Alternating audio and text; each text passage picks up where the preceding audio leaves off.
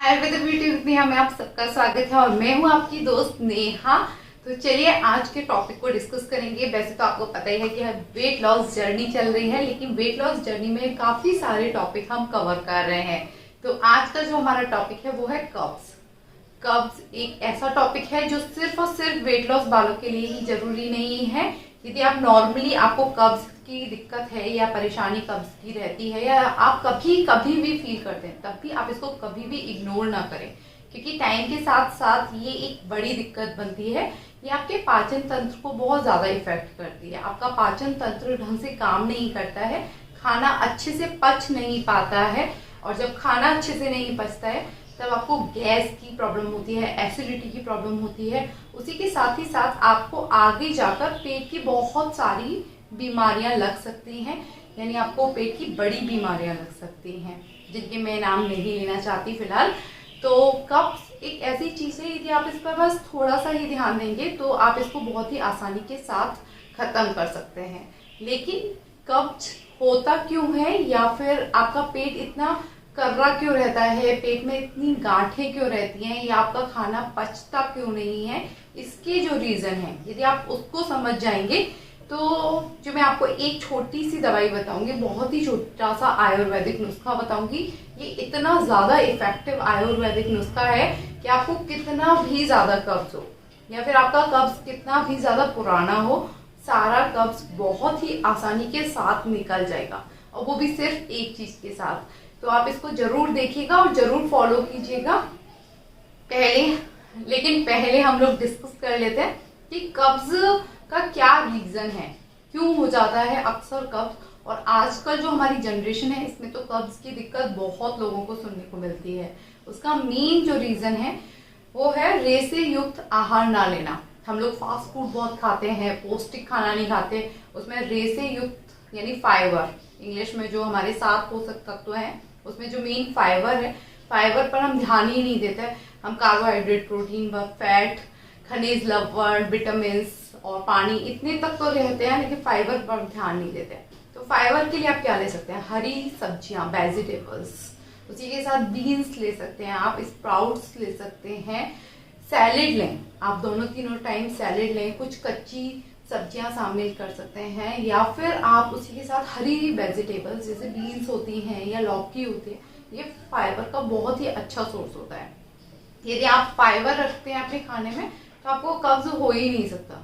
उसी के साथ जब तत्वों की बात आई है तो सेकंड जो बहुत जरूरी है, यदि आप इसको रखेंगे तब भी आपको कब्ज नहीं होगा, ये है पानी।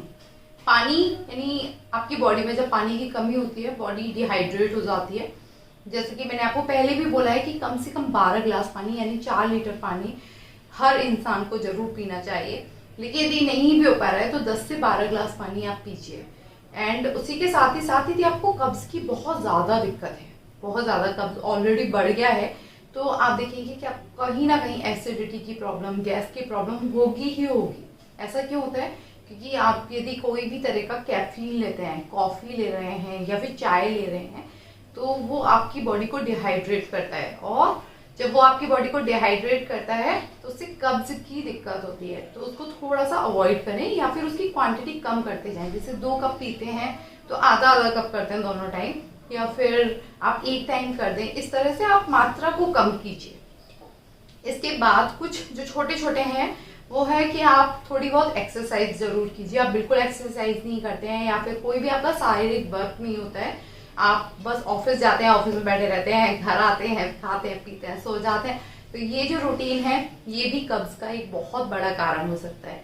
तो ऐसा रूटीन ना फॉलो करें। आप कुछ ना कुछ अपनी फिजिकल एक्टिविटी जरूर रखें, कुछ भी नहीं है तो थोड़ा सा योगा या व्यायाम जरूर रखें।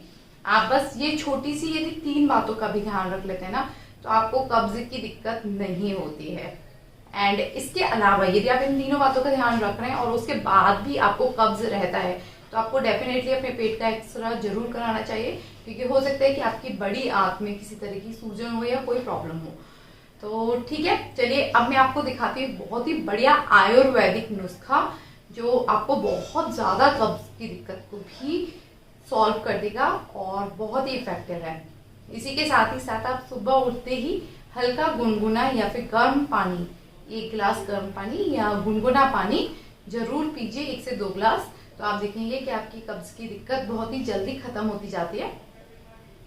तो अब है हमारा वो नुस्खा जो बहुत ही कारगर है। इसके लिए आपको चाहिए हरण, या आपको किसी भी पंसारी की दुकान पर मिल जाएगी, या फिर आपने पुराने समय में देखा होगा जब दादी नानी अचार डाला करती थी, तब नींबू के अचार में एक काली काली हरण डालती थी। वो इसीलिए डालती थी, और जब भी किसी के पेट में दर्द होता था तो बोलती थी कि काम करो, नींबू का अचार रखा है, नींबू का अचार ले आओ, और उसमें से छांट छांट के वो हरण खिला दिया करती थी। उसका यही एक रीजन होता था बहुत बड़ा, क्योंकि उन लोगों को काफी आयुर्वेद का ज्ञान होता था और वो इसी हिसाब से अपना खाना बनाती थी, या फिर उनका जो रूटीन होता था वो उसी हिसाब से ही होता था। तो सारे इलाज उनके घर में मिल जाते थे। तो आपको करना क्या है, आपको लेनी है हरण। हरण आप बस मुश्किल से 50 ग्राम हरण ले आइए, या 10 रुपए का हरण ले आइए, बहुत ही सस्ता आता है, काले रंग का इस तरह का बीज होता है। आपको उसे लोहे के तवे पर हल्का सा गर्म करना है। आप जैसे ही गर्म करेंगे वो फूलने लगेगा, आप देखेंगे कि हरण बहुत ही जल्दी फूलने लगता है। बस गैस को बंद कर दीजिए जैसे ही वो फूलने लगे। अब आप मिक्सर जार में डालकर उसका एक फाइन पाउडर बनाकर रख लीजिए। अब इस फाइन पाउडर को आपको कब लेना है, जब आप सोने वाले हों उस समय आपको 1 गिलास गर्म पानी के साथ 1 चम्मच हरण का पाउडर लेना है।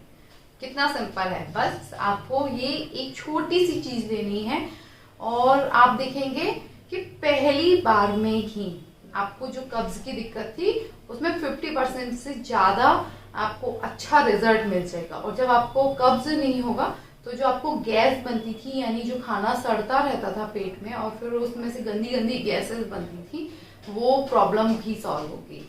तो आप इसको जरूर ट्राई कीजिए, और ये बहुत ही इफेक्टिव रेमेडी है एंड 100% काम करती है। आपको यदि बहुत ज्यादा दिक्कत रहती है तो आप पहले इसको 5 दिन लगातार लें, उसके बाद हफ्ते में आप इसको 3 बार कर दीजिए, कभी भी 3 बार ले लीजिए।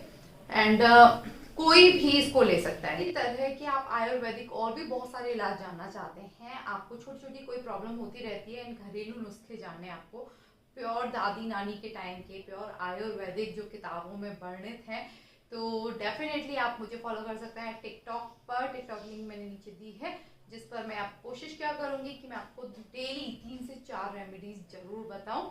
तो आप प्लीज मुझे जरूर फॉलो कीजिएगा, एंड आप अपनी सारी प्रॉब्लम मुझे कमेंट बॉक्स में लिख सकते हैं। मैं आपको उन सभी के सॉल्यूशन जरूर बताऊंगी जो आयुर्वेदिक होंगे और 100%